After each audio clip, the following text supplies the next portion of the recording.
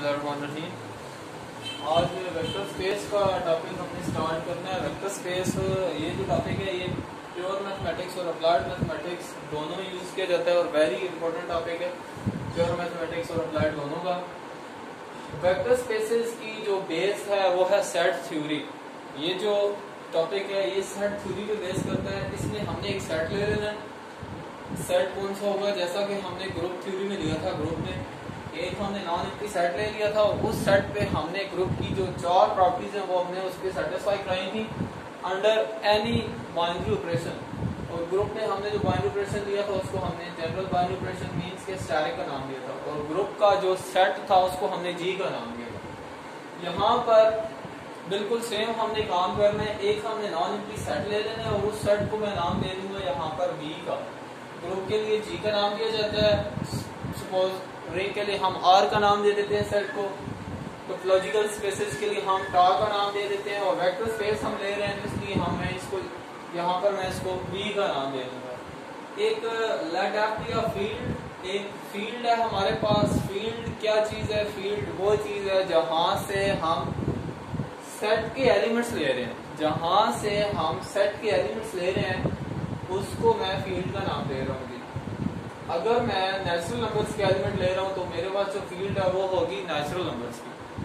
अगर मैं कॉम्प्लेक्स के एलिमेंट्स ले रहा हूँ तो मेरे पास जो फील्ड होगी वो होगी that will be a field of complex number. अगर मैं रैशनल ले रहा हूँ तो that will be a field of rational numbers और irrational numbers or so on. Field किस चीज को शो कर रही है? फील्ड वो चीज है जहां से आप सेट वी के एलिमेंट्स ले रहे हैं वो आपके पास फील्ड हो जाएगी। सबसे पहले हमने एक सेट ले लिया और सेट हमारा कौन सा होगा? Non empty set. सेट को हमने वी का नाम दे दिया। Let F be a field and V यानी non empty set on whose elements an operation of addition is defined. किसके एलिमेंट्स पर हम ऑपरेशन ऑफ एडिशन डिफाइन करेंगे? वी के एलिमेंट्स पर, यानी सेट के एलिमेंट्स पर। सेट के एलिमेंट्स पर हमने operation of addition is defined.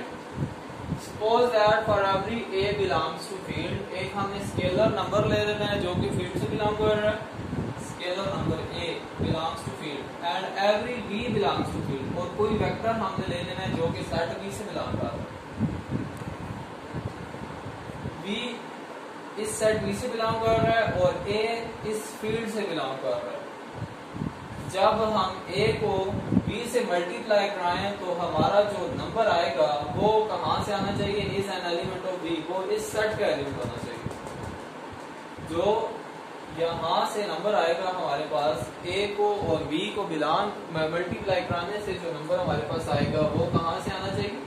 इस सेट b से आना चाहिए। जैसे हमने ग्रुप की प्रॉपर्टीज में देखा था, सबसे जो पहली प्रॉपर्टी थी क्लोजर लॉ। क्लोजर लॉ में क्या होता है कि जब a स्टैरिक b हम करते हैं तो हमारे पास कोई तीसरा एलिमेंट आ जाता है जो कि उसी सेट g से बिलोंग कर रहा होता है। जब दूसरी कंडीशन पे जाते हैं एसोसिएटिव, यानी जितनी भी प्रॉपर्टीज हमने चेक करनी थी ग्रुप की वो उसी सेट से बिलोंग करनी चाहिए थी। जो जो चीज है वो सेट में आ रही थी। क्लोजर लॉ, एसोसिएटिव लॉ, इसके बाद आइडेंटिटी थी। दैट आइडेंटिटी जो थी वो ग्रुप में एग्जिस्ट कर रही थी। इसके बाद इनवर्स की जब हमने बात की थी तो इनवर्स भी उस सेट में एग्जिस्ट कर रहा था। जब चारों property under that binary operation को हमने उसमें स्टैटिक का नाम दिया था। जब जी ने इस बाइनरी ऑपरेशन के अकॉर्डिंग चार प्रॉपर्टी सेटिस्फाई की थी तो हमने उसे ग्रुप का नाम दे दिया था।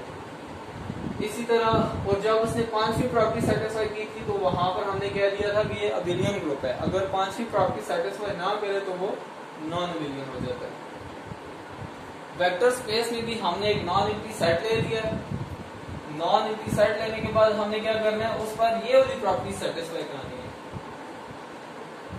V is called a vector space over field F if the following axioms hold। अगर ये वाली कंडीशन सेटिस्फाई हो रही है, अगर हमारा सेट V ये वाली कंडीशन सेटिस्फाई कर रहा है तो फिर हम कहेंगे कि ये जो सेट V है हमारा that is a vector space, कि ये वेक्टर स्पेस बना रहा है। जिस तरह हमने ग्रुप की बात की थी और उसके साथ चार प्रॉपर्टीज थी कि अगर हमारा सेट G इस बाइनरी ऑपरेशन के अकॉर्डिंग वो चार प्रॉपर्टी सेटिस्फाई करे तो उसे हमने ग्रुप का नाम दे दिया था। इसी तरह अगर हमारा सेट V अगर ये प्रॉपर्टी सेटिस्फाई करेगा तो उसे हम वेक्टर स्पेस का नाम दे देंगे। इसमें नंबर 1 प्रॉपर्टी है कि V अंडर एडिशन क्या होना चाहिए, जो हमारा सेट V है अंडर बाइनरी ऑपरेशन एडिशन, ये क्या होना चाहिए, अबिलियन ग्रुप बनाना चाहिए। अबिलियन ग्रुप कैसे बनेगा, अबिलियन ग्रुप के लिए आपको 5 प्रॉपर्टी सेटिस्फाई करानी पड़ेगी, जो कि हमने ग्रुप में डिस्कस ऑलरेडी कर ली। इसके बाद नंबर 2 पे आ जाए। नंबर 2 है left distributive law. Left distributive law, A into V plus W, ये V और W आपने कोई ग्रुप के सेट के 2 एलिमेंट्स ले लेने हैं। इन पर जब A को हम मल्टीप्लाई कराएंगे तो ये आ जाएगा हमारे पास AV plus AW, left distributive law. इसी तरह right distributive law. Left distributive, इसका नाम है पूरा left distributive law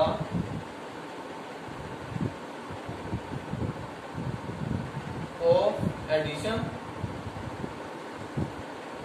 over multiplication.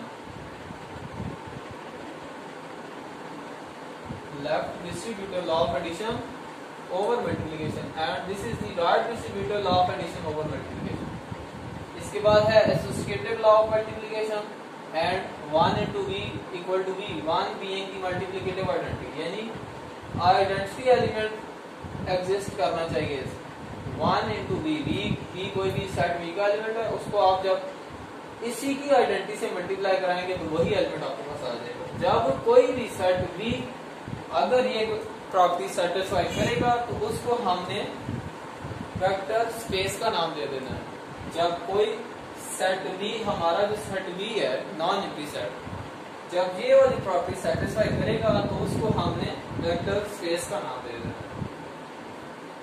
अच्छा जी, इसके बाद एग्जांपल देखते हैं। एग्जांपल है कि द सेट R3 में कौन से एलिमेंट्स हैं, R3 में ट्रिपलेट ऑर्डर ट्रिपलेट के एलिमेंट्स पाए जाते हैं, R2 में ऑर्डर पेयर के एलिमेंट्स होते हैं XY की फॉर्म में, R3 में 3 एलिमेंट्स आ जाएंगे X, Y and Z, such that ये एलिमेंट्स कहां से आ रहे हैं, X, Y and Z belongs to real number. ये सारे एलिमेंट्स हमारे पास रियल नंबर से बिलोंग कर रहे हैं। ये जो सेट है ये वेक्टर स्पेस बना रहा है, किस तरह बना रहा है, इसमें एडिशन एंड मल्टीप्लिकेशन हम कैसे डिफाइन कर रहे हैं जी, U plus U prime equal to, ये इसको हमने U का नाम दे दिया और इसको U प्राइम का नाम दे दिया। इनको हम कैसे ऐड कर लेंगे, फर्स्ट को फर्स्ट में ऐड करेंगे, कॉमा सेकंड को सेकंड में एंड थर्ड को थर्ड में। सबसे पहले हमने इस पे R3 पे सबसे पहले R3 को हमने अबिलियन ग्रुप शो करना है। अबिलियन ग्रुप शो करने के लिए हम इस पे 5 प्रॉपर्टी सेटिस्फाई कराएंगे। सबसे पहले तो आ जाएगी क्लोजर लॉ। क्लोजर लॉ में हमने क्या करना है कि U plus U prime, under addition की बात की जा रही है तो U प्लस U प्राइम से हमारे पास जो ये सेट आ रहा है इसको हम कोई और नाम दे देते हैं। सपोज मैं इसको W का नाम दे रहा हूँ, W बिलोंग्स टू, ये भी AC फॉर्म के सेट एलिमेंट्स आ रहे हैं तो ये R3 से बिलोंग करेगा। इसके बाद दूसरी कंडीशन में हमने करना है कि एसोसिएटिव लॉ आ जाएगा, एसोसिएटिव लॉ ऑफ एडिशन ऐसे ही आपने शो कर लेना है। इसके बाद थर्ड कंडीशन में आइडेंटिटी आ जाएगी, तो इसमें एडिशन है तो एडिशन की आइडेंटिटी U प्लस 0, जीरो यानी कि आपने इस फॉर्म के एलिमेंट्स ले लेने, इसमें जब ऐड करेंगे तो ये आ जाएगा। इनवर्स के लिए आपने इसी को नेगेटिव कर देना है सिंपल बस, यानी ये U हो जाएगा और U प्राइम इसका इनवर्स को कोई और नाम दे दे, V का नाम दे दें। सपोज ये हमारे पास एलिमेंट ये जो मेरे पास है इसको मैं V का नाम दे रहा हूँ और इसको मैं U का नाम दे रहा हूँ। जब मैं दोनों को ऐड करूंगा तो मेरे पास आइडेंटिटी आ जाएगी, सॉरी आइडेंटिटी आ जाएगी, यानी ये इनवर्स भी आ गया। इसके बाद पांचवी प्रॉपर्टी कौन सी है, अबिलियन ग्रुप की। अबिलियन के लिए आपने U plus B equal to B plus U कर लेना, तो ये दोनों साइड इसकी सेम आ जाएंगे। 5 प्रॉपर्टीज पूरी हो जाती हैं। उसके बाद अभी ये R3 under addition abelian group से हो जाएगा। उसके बाद ये वाली कंडीशन आपने 1 बाय 1 चेक कर लेनी है। नेक्स्ट एग्जांपल है let B equal to A plus B under root 2 where A and B belongs to rational number is a vector space। अब इस एग्जांपल को हमने वेक्टर स्पेस शो करना है, तो इसके लिए क्या करेंगे, सबसे पहले तो सेट को हमने V अंडर एडिशन हमारा अबिलियन ग्रुप होना चाहिए। V अंडर एडिशन हमारा अबिलियन ग्रुप आना चाहिए। अबिलियन ग्रुप के लिए हमने सबसे पहले इसमें ग्रुप की प्रॉपर्टीज को सेटिस्फाई कराना है, तो उसमें आ जाएगी क्लोजर लॉ। क्लोजर लॉ में हमने क्या करना है, दो एलिमेंट्स ले लेने हैं इसमें से, एक को मैं u1 का नाम दे रहा हूँ, दूसरे को मैं u2 का नाम दे रहा हूँ। दो एलिमेंट्स मैंने ले लिए इसमें से, इन दोनों को जब मैं ऐड करूंगा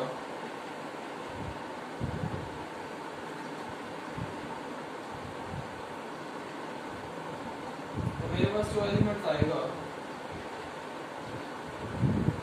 a1 को मैंने a2 में ऐड कर दिया और b1 प्लस b2 इसके साथ √2 ये भी इसी से ही बिलोंग कर रहा है, सेट वी से। तो ये ला के बाद दूसरी कंडीशन एसोसिएटिव,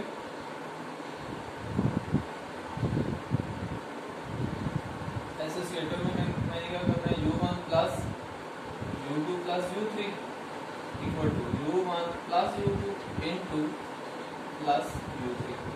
इसको सेटिस्फाई करा लें। इसी तरह u3 आपने ले लेना है a3 प्लस b3 घटाओ। इसके बाद आ जाएगी थर्ड प्रॉपर्टी जो कि है आइडेंटिटी। आइडेंटिटी ले लें इसकी, आइडेंटिटी को o equal to o plus o under 0 plus 0 under. इसके बाद इनवर्स आ जाएगा, इनवर्स इसका ले लें, इनवर्स के लिए इसको u प्राइम का नाम दे दें, let u1 equal to a1 plus b1 under 2 there exist u1 prime that is minus a1 minus b1 under 2। इन दोनों को जब मैं ऐड करूँगा तो मेरे पास u1 प्लस u1 प्राइम से मेरे पास आइडेंटिटी आ जाएगी, a1 minus a1 0 plus this and minus this 0। चार कंडीशन सेटिस्फाई हो चुकी हैं। इसके बाद अब मैंने अबिलियन की कंडीशन सेटिस्फाई करानी है। अबिलियन के लिए मैं क्या करूँगा, u1 plus u2 equal to u2 plus u1। यानी कम्यूटेटिव, यानी एलिमेंट्स को आगे पीछे भी करना तो उससे फर्क नहीं पड़ता। इसी तरह फर्दर ये वाली प्रॉपर्टीज आपने सेटिस्फाई करा लेनी है। Left distributive law of addition, right distributive law of addition, and this is associative law of multiplication and identity of that. Identities की इसमें सेटिस्फाई करा लेनी। तो ये जो सेट वी है ये हमारा वेक्टर स्पेस बना रहा है और इसमें ये जो एलिमेंट्स हैं ये रैशनल के आ रहे हैं। रैशनल मीन्स के जिनको हम फ्रैक्शन फॉर्म में लिख सकते हैं। Thank you.